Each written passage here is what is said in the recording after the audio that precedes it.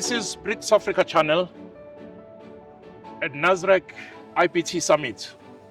We're here in conversation with Mr. Venn, Human Settlement HOD at the Eastern Cape. Yes. Good afternoon, sir. Good afternoon and good afternoon to your viewers. Thank you. Thank you. What is the aim of this IBT Summit? Thanks a lot. I think we have, for the longest time in South Africa, having a housing backlog. And we've had traditional methods of building, which is your bricks and mortar.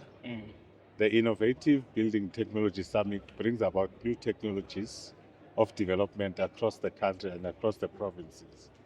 And it comes, and I think the President delivered yesterday in his remarks to say that it's quicker, but more importantly that it must be affordable. So that is within our quantum, so it's able to build houses in record speed.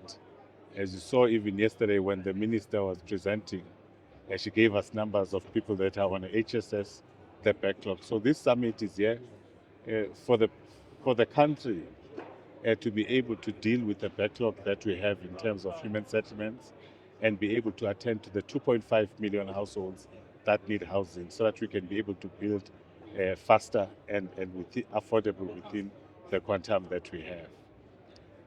So, in your role as an HOD, what do you expect to learn or to take as a package to resolve the Eastern Cape adequate housing delivery? As you would know, and we've recently seen now in Limpopo with regard to effects of climate change, the floodings that we have. And in most cases, we do respond with provision of temporary shelters, which is your TRUs. But with this innovative technology, it allows us to be able to respond during disasters with providing permanent solutions. That means government will be able to assist with the backlog, assist with the disasters. It will be cheaper or affordable for us to do it, and we will not be able to double dip, because as you provide a TRU, you must then go again and provide a permanent solution.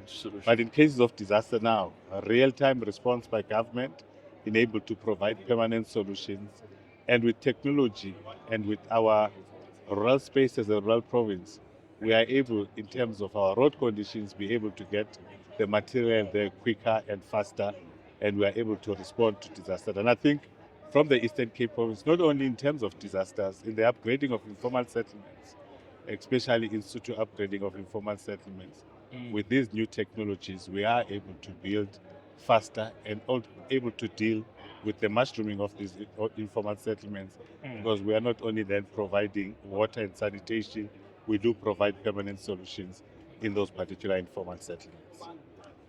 Thank you very much for that.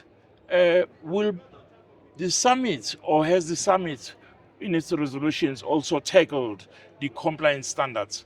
Because at times, new technologies can be invasive, if not disruptive at best. So are the old brick and mortar regulations, red tape regulations, compatible with the needs of the IBT? In South Africa, we've got AGRIMA South Africa, Yes. which will then test the quality and so forth. But in this summit, we've also had a presentation from the NHBRC, which is primarily focused in making sure that in terms of stands 400, each and every house that we build is compliant. So part of this summit was for us to be able, as the sector of human settlements, get the necessary innovations, take them through the tests, take them there to be approved by AGRIMA SA, and therefore that all of those that are approved by AGRIMA SAs are then taken when we build to the national NHBRC, because NHBRC will then be able to do. But what is critical is education, that our inspectors and everybody else understands the new technologies. So therefore, if you listen to the conversations yesterday, it was clear that you don't only bring a technology, it must go through the regulatory framework. And one of those things, it must go through AGRIMA South Africa. From AGRIMA South Africa, each and every project that we are building in South Africa, whatever project it is, has to be enrolled by NHBRC. And in that NHBRC, we are making sure, therefore, that every house that is built is compliant and the necessary. And if you look at the presentation that was done by academics, clearly said we must have a PMU, Yes. across the country Yes. to be able to deal with it, so that, as we rightfully say, technologies just don't come in and disrupt the system. They rather come and assist the system. The system. Let us speak particular to the issues of Eastern Cape. What is it that you are taking from the IBT to the Eastern Cape? You've spoken about issues of flood prevention, having more resistant buildings, more resistant settlements. You've spoken about climate change, but specifically to Eastern Cape, what opportunities do you see beyond the 2% of the fiscals that you can use 2% of your grant to allocate it to the IBT development? I think ISBT must not only be limited to the building of a house. We are the Department of Human Settlements. Yes. Even from an infrastructure perspective, to say that, as presented by Professor Skinjula yesterday, in relation to sanitation, Yeah. what form of innovative building technology in rural areas where we have scarcity of water can we bring these technologies that we've seen here to be able to provide our people with decent sanitation in the rural space? So that's one area. The second area is in relation to the technology that I've seen here in relation to the road infrastructure. We always want to have a blacktop, and a blacktop that will cost so much money. But there are easy ways of building roads in terms of technology, quicker and faster. And that for me is critical, because as the minister said yesterday, we are no longer the Department of Housing, we are human settlements. And human settlements does not only involve the building of a house. So we must integrate this technology, that it does not just focus on the actual top structure of a BNG house. Let us have it proper in terms of the road infrastructure. And in rural space, where we all know the Eastern Cape is a rural province, we would want in that rural space to make sure that issues of sanitation, where there's scarcity of water, we use this technology. Some of the technologies that we've seen, for you to be able to flush the toilet, you need just a minimal amount of water, and that's what we would want to take in the Eastern Cape. And also, these quick, we have issues of land invasion, where you service land.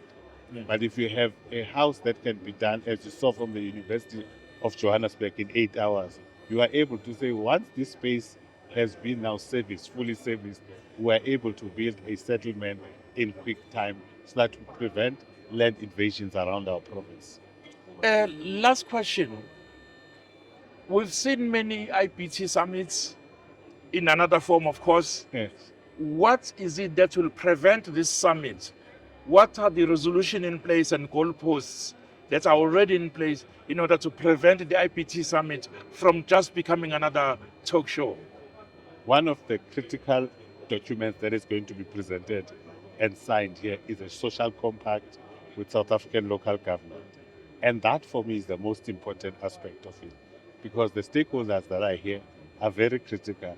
But once we have, because in every development that we're going to do, one of the biggest mistakes we make is not to have social compact agreements. That social compact with local government is going to be able to make sure that this is not a talk show. We have a backlog, and as the Eastern Cape, of the 2.5 million, we are sitting at 72,000 in terms of the backlog on HSS. So we, as soon as that social compact is signed, SALGA takes it further down to the local government, and we are able to work with the local government to make sure that even communities, because that's very important, do accept the technologies. Because our communities have always had or understood brick and mortar, and some of them are resistant to change. And I think that social compact agreement with local government is seriously going to assist the department. And I think all of us that are here, we want to make sure that this is not a talk show. This is a quicker way of development. Of course, brick and mortar will still be part and parcel of our development.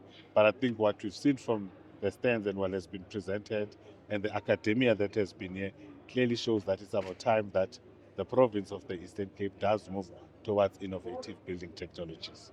Mr. Venn, Human Settlement HOD from Eastern Cape, thank you very much for your insights. Thank you. Thanks for having me. Thank you.